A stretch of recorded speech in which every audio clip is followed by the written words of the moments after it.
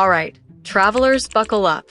Because what's coming next in Genshin Impact isn't just another region or a character drop. It's a full-scale escalation we've been waiting for. New factions, returning legends, and secrets that crack the sky wide open. From 5.7 all the way through 6.6, the game is setting the stage for a showdown with Celestia itself, and trust me, it's stacked. Let's start with that teaser. Nod-Krai, the next major region, just got its first look, and it's dripping with mystery. Snow-covered ruins, crescent moon motifs everywhere, corrupted beasts, and architecture that looks nothing like anything we've seen before. It's not just a new biome. It's a spiritual successor to both Dragon's Pine and Enkanomia, with lunar symbolism front and center. The teaser opens on a gigantic glowing moon. A recurring symbol, crescent-shaped flowers, relics, and structures all seem to pull from it. But one scene flips everything. The moon turns purple. Possibly abyssal corruption? This could be the first real hint that the sky of Teyvat is fake, something Dottore hinted at back in Sumeru. Now, on to the new factions. We have the Wild Hunts, monstrous beasts and humanoid hybrids roaming a cursed forest. These may be ancient guardians or experiments twisted by the abyss. One scene shows glowing-eyed creatures watching from the dark, possibly hinting at a beast-taming mechanic or even a corrupted world boss. Then, the Frost Moon Scions. We're talking elf-like warriors, crescent moon-shaped shrines, and a mysterious old figure dressed in silver and blue. Lore-wise, they could be connected to Kenria or the Moon Sisters. It's too soon to say, but their presence screams ancient bloodline. And right when you think it couldn't get any more intense, enter the Lightkeepers. Lantern-wielding protectors who act as Nod-Krai's last defense against whatever's out there in the shadows. Their architecture is unlike anything in Teyvat, almost celestial. But here's the kicker. The Fatui are already there. And they're not the foot soldiers we've dealt with before. These are next-generation Fatui, heavily armored, tech-enhanced, carrying weapons that look like they came straight out of Snezhnaya's dark labs. One even has a bazooka. And then, right at the end, Dottore. He makes a surprise appearance and drops a line about the Fatui seizing the false firmament. That's not just edgy talk. That's a direct reference to Celestia. And guess what? He's finally getting released. According to the most reliable leaks, Dottore is expected to be playable in version 6.5 or 6.6 as a 5-star Electro unit. Electro might not be what people expected from him, but it fits. If he's aiming to manipulate energy and reality, that vision could symbolize his obsession with power on a quantum level. It also makes him one of the final Fatui harbingers to become playable, possibly saving the most dangerous for last. But Dottore's not the only Fatui legend stepping into the limelight. Columbina, the third harbinger, is reportedly dropping in version 6.2 as a 5-star unit. Her codename? Moon Goddess. If that doesn't scream Celestia tier lore, I don't know what does. Theories suggest she may be tied to the ancient lunar civilization, or worse, a fragment of one of the original Moon Sisters. Her design and abilities are still under wraps, but she's shaping up to be one of the most pivotal characters in Genshin's long-term story. And now for a face we've been waiting on since year one, Varka.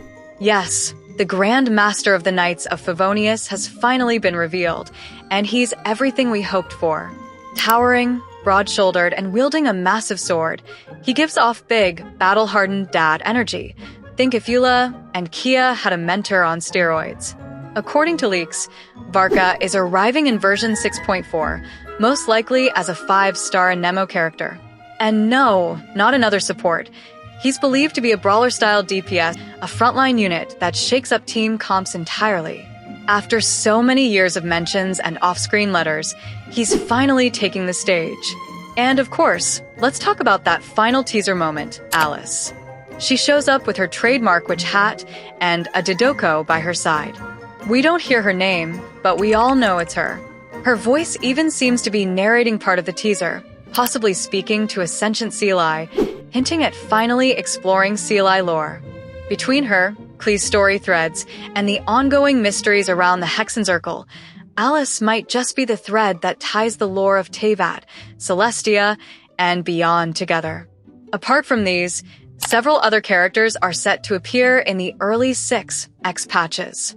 First, here's something that's really got the community buzzing.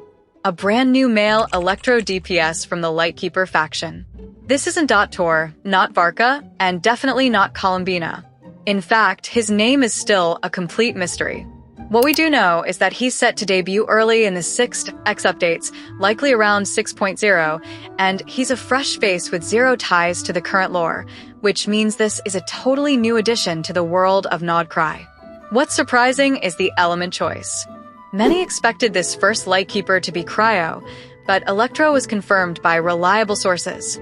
This unexpected twist raises so many questions. Who is he? What's his story?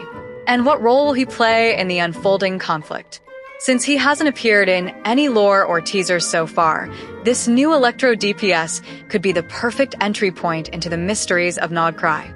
His debut promises to shake things up and add a whole new layer to the region's story. Next, get ready for a return no one saw coming, Durin, the corrupted dragon that Valen defeated during Mondstadt's ancient war. But here's the twist. Durin will be playable in version 6.1, and according to data miners, he's a Nemo. Leaks also suggest Durin might have aerial mechanics, possibly even a flight-style burst that lets him hover or glide during attacks. And we're not done. There's also a Geo officer from Nod-Krai, a secretive figure tied directly to Celestia's governance, and possibly the enforcement of the heavenly principles.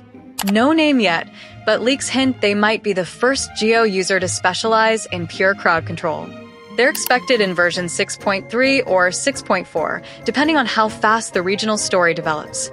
Another character turning heads is a strategist tied to the Curatorium of Secrets, a political organization in Nasha Town, deep in Nod-Krai. She's suspected to be a master manipulator working behind the scenes of the region's political structure.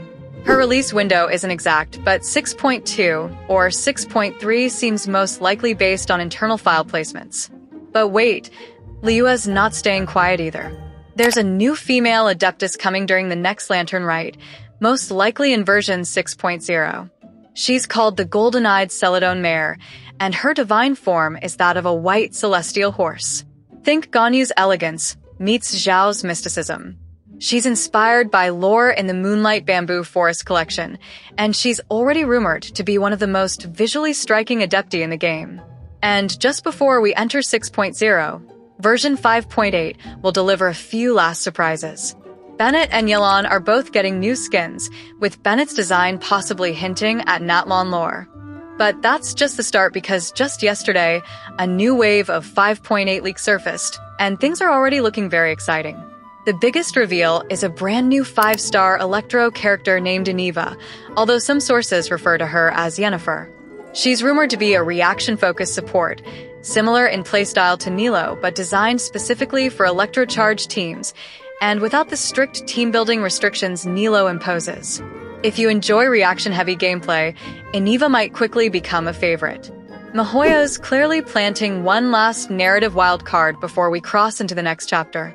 So, to recap, Mystery 5-star, Ineva 5.8, Liyue's Celestial Adeptus, 6.0, Durin, 6.1, Columbina, 6.2, Nod-Krai Strategist, 6.2 to 6.3, Geo Celestia Officer, 6.3 to 6.4, Varka, 6.4, Dottore, 6.5 to 6.6.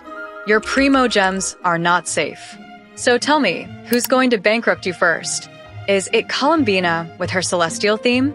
Dottore's chaos? Or are you holding out for Durin, or the mysterious horse Adeptus from Liyue? Drop your picks in the comments. If you caught any teaser Easter eggs or character hints we missed, spill it. This new arc is going to be massive. Like, Celestia-shattering massive. Hit like if you're hyped, sub if you haven't already, and I'll see you in the next one. And remember to check out LD Shop from the pinned comment for some exclusive discount on Genesis crystals. All right, now we're talking.